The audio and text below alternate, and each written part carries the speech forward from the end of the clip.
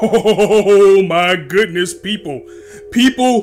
UA just got bopped. UA just got exposed by this kid, Mirio Togata. Mirio fucking Togata. Remember that name because this kid is the real deal. This kid is #1, taking off the entire class in one swoop, as we found out that he is the person that was supposed to inherit One for All Might, because you know they had that plan set up. And after what he just did in this chapter, can you really argue that fact? I mean, really, he took everybody out. No shade on my boy Deku, but this is who they chose to take over All Might's legacy, and they got some work to do if this is just the extent of his ability. Boku no Hero chapter 123, UA's top 3, the big 3, the Trinity, the Triforce of Power, whatever you want to call them. We knew naturally that this series was going to take this type of route, because you have to remember, our main cast, they're freshmen, they're first years. And so Todoroki, Ida, Bakugo, Momo, yeah, they're the top of their class. But of course, there's upperclassmen out there. There's some juniors and seniors out there stomping the yard before they got there. And now we get that wall that they need to get over in order to get to that high spot. After what this kid Mirio just did, I don't know how they're gonna do it. I mean, just beastly. 5 seconds? 5 seconds? You housed the entire UA class in 5 seconds? He was just straight up like, I'll fight you at your own levels. Come on. I love this manga. The anime, well, we don't have the anime yet. We'll have that in April, but I love this manga. I truly do. And to see that not only is the top 3 people in UA also beastly, well, just one. We don't even know what the other 2 can do now. They're not perfect either. They're not perfect by any means. The 3 people that we got introduced to this chapter, his name was Amajiki, Mirio, and the other girl, her name is actually Hado. And they're socially awkward. They are the epitome of socially awkwardness. Like, I think we saw Maki in one of the other chapters. His name's actually, I'm gonna have to look at it because I don't remember exactly what it is.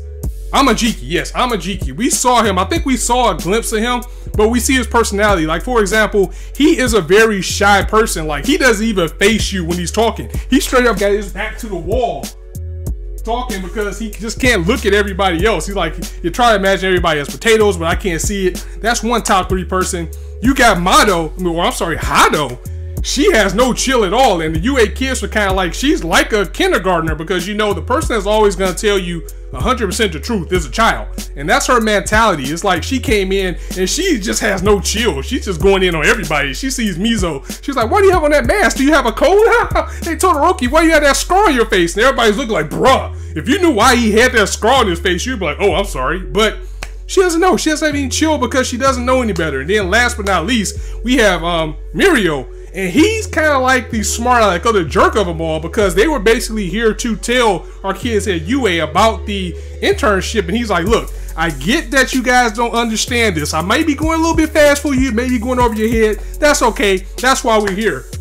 So to see if the top 3 students in UA aren't perfect by any means and they're socially awkward, I like that this mangaka did that. I like that Hirokoshi is taking things into another level, because you know, usually when you deal with the top 3, they're all cool, they're nice, they're the person that everybody wants to be. But these kids are very realistic, because think about it, think of like people that are like creators of these websites and different types of technologies and CEOs like that. They're socially awkward. It's not like they're bad people, they just are on a different wavelength than everybody else. They're not used to being around people that are on the same intellect level as them, so they just operate a little bit differently. And that's what we're seeing with these 3 kids. It's like there's no one that can match them in what they do, and we've only seen the ability of one of them.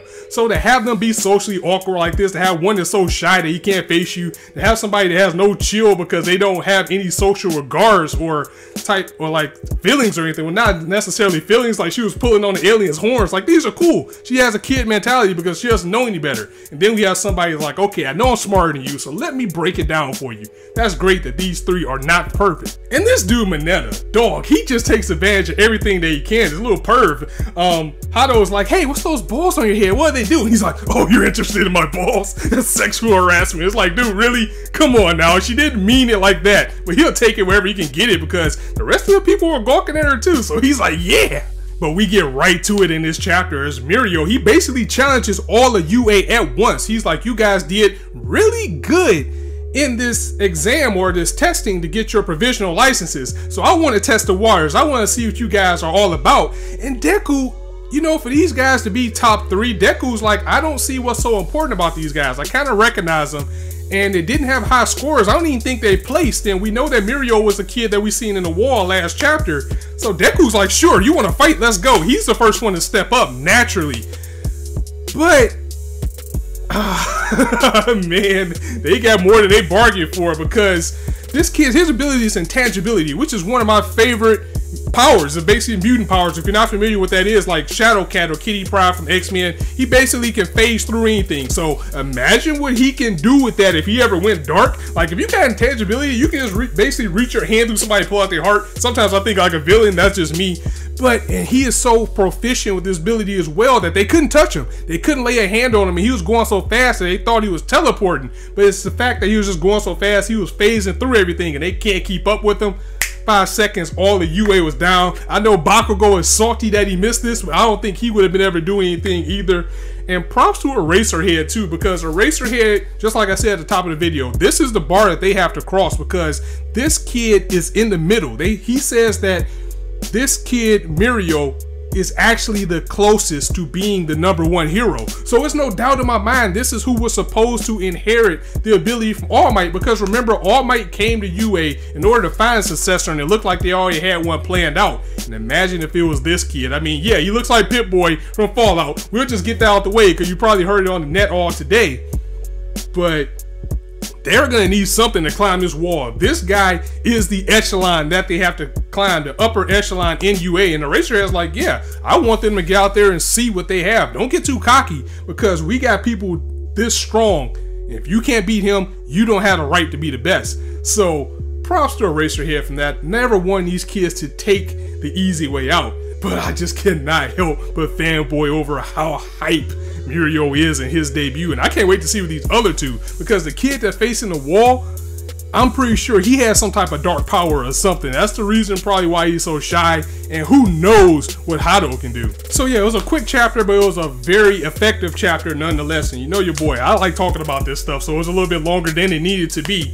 But once again, pretty much the staple that was put in this book is our kids have a bar that's set very high that they have to get past. They're gonna need a step stool, some spring shoes, a rocket launcher, or something to get over this bar, because if they can't handle one of them, imagine what the other two is capable of. I know he's the best of the best, but that's probably not even a fraction of his powers. So let me know what you thought of this chapter in the comments below. If you liked the video, go ahead and drop it a like, and if you want to hear more, go ahead and hit that subscribe button. There's not a shortage of content for you to indulge on this channel. And as I always say, you guys can be anywhere on YouTube right now, but you chose to listen to me, and I really appreciate that. So thanks for stopping by.